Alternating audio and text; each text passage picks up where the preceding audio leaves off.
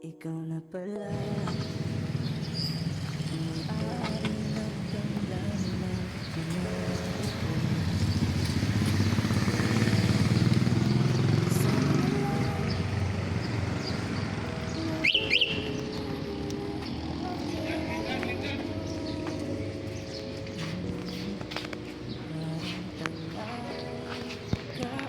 Nanan ni Sherry. Tala at buwan, naghihintay na meron sa gitna ng kawalan.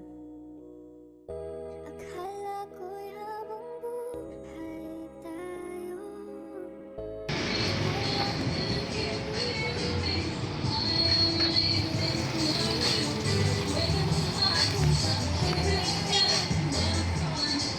Sana ay hindi na siya luluha pa. Kapag naalala ko ang mga araw na magkasama tayong dalawa, ngiti at tuwa sa Magandang araw mga folks. Ito si NWOW WSP model ng NWOW electric bike, black color, glossy black ang kaniyang kulay. Ang upuan niya ay brown leather. So si NWOW,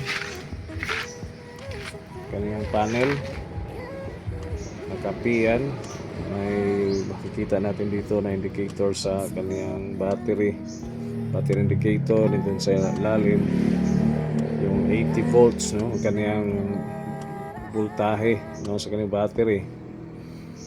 Okay, so ito ang susian. So meron itong remote, no, remote key. So ito ang mga feature niya. Meron siyang alarm dito. Pindutin natin yung alarm.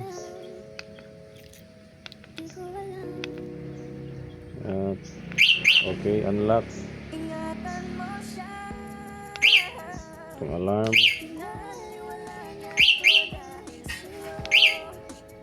Then pag gusto mo alarm siya. Ito ang tunog ng kanyang alarm. Okay.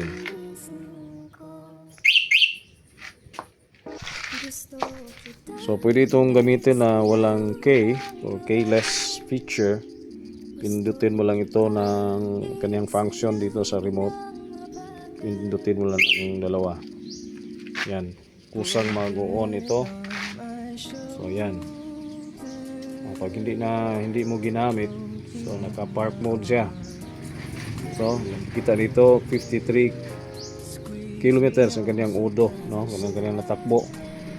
Dahil dinala ko ito mula Tagbilaran, which is almost 48 or 49 kilometers, plus galing pa ito sa kanyang bodega, kaya merong 52 or 53 kilometers na yan ang kanyang odo. So meron siyang keyless feature, alarm, lock and lock dito, and then sa kanyang battery, importante kasi battery, klase ng battery, lead acid pa itong battery nito, no, lead acid battery. Ang kanyang lead acid ay malaki naman, 72 volts, no, 32 amperes. So nandito sa ilalim yung battery. Okay, ilalim ng gulay board ito. Ito ang kanyang battery case. Mula dito hanggang dito. So malaki yata yung battery kasi lead acid to. Lead acid, which is 72 volts, 32 amperes. Kaya mataas-taas naman ang kaniyang mabiyahe kasi according to the NWOW, which is about 1 or 80 kilometers, no, until 80 to 100 kilometers ang kaniyang mile range, no, ang kaniyang mile range. So 80 kilometers hanggang 100 kilometers kapag ito ay naka full charge. So isang full charge, makaabot ito ng 80 kilometers hanggang 100 kilometers sa isang full charge. Okay, so ang speed naman dito ay ang speed nito ay aabot ng 55 km per hour. Yung kaniyang sabi nila top speed nito is 55 km per hour. Nasubukan natin kahapon, totoo talaga na 55 km per hour kapag ginamitan mo ng number 3 speed. Ito number 1 ito, number 1, then number 2, number 3. So pag number 3 speed, abot yan ng 55 km per hour. Pag number 2, hanggang 45 km per hour lang yan. Pag number 1, nasa 35 km per hour, no? Kapag nasa number 1. Okay, so pwede hindi mo gamitan ng susi kasi keyless ito nga feature, gamit lang ito ng remote. Okay, then ito ang ganyang voltahe 80 volts, naka park mode. Kung gusto mong gamitin, pwede ito sa unlock sa remote or ito pindutan lang. Okay, yan, naka ready na, di ba? So pwede na yan gamitin kasi naka ready na. So barlek sa park mode, yan, pindutin mo. Okay, or pwede ito, no? Pwede ito ang gamitin mo. So unlock, tingnan mo ha, lock, lock yan, unlock. Okay, so yun lang ang feature niya, no? Then meron siyang charger. Okay, may libre siyang of course charger, no? Meron din charger, kapote, meron din siyang helmet, no? Free helmet.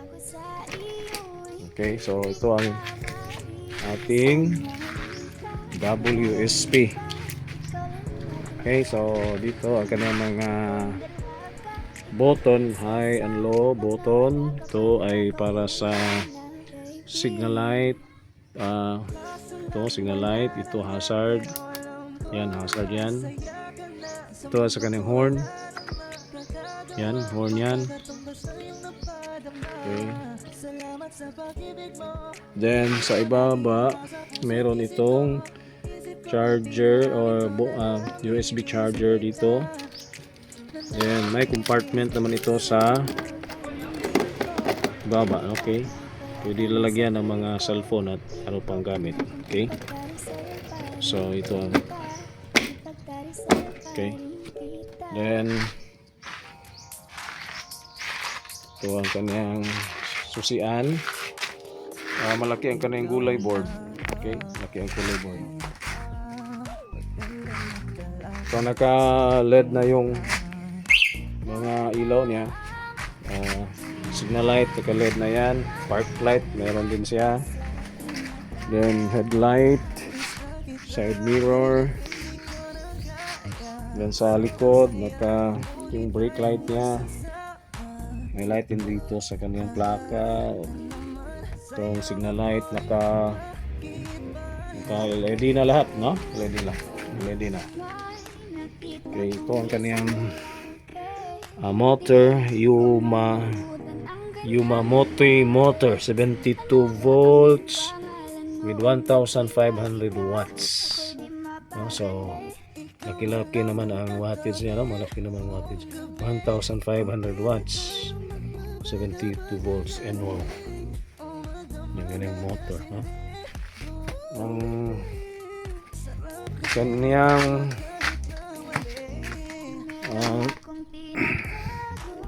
brake ay naka disc brake na sa unahan, no? Naka disc brake, 14 inches ang tire niya, no? 14 inches. 14 inches. Then itong sa likod naka disc brake din ito sa likod. Okay, naka disc brake sa likod. And meron siyang dual shock absorber, no? Dalawa ang shock absorber niya. So, naka kada shock absorber sa ikot. Yan. Then sa harap. Okay. Naka shock absorber siya. Okay, so ito ang kanyang tire.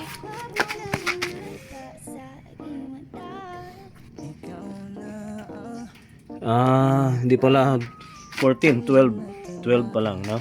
12 lang, okay? Okay, 80/90 by 17 ang kaniyang tire. Times 17, so 12 by 12. 80 by 90 by 12. Okay, kaniyang tire.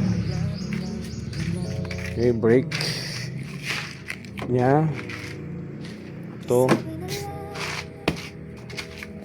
May center stand ito, may side stand, may center stand. Meron siyang okay. Naka-magnet lang to. Okay, malaki naman ang gulay board. Okay. So, ito lang muna, no? Mga folks, ang ating NWOW WSP quick review. So, tingnan natin kung gaano ito katibay at tingnan natin kung ano ang kanyang performance, no? Dahil kahapon pa ito nakuha mula sa NWOW branch sa Tagbilayan City. Okay, so God bless everyone. Drive safely. So this is our NWOW WSP 1,500 watts. Kayang-kaya naman niya yung mga paahon kahit may sakay pa. Dahil laki naman yung wattage niya, 1,500 watts.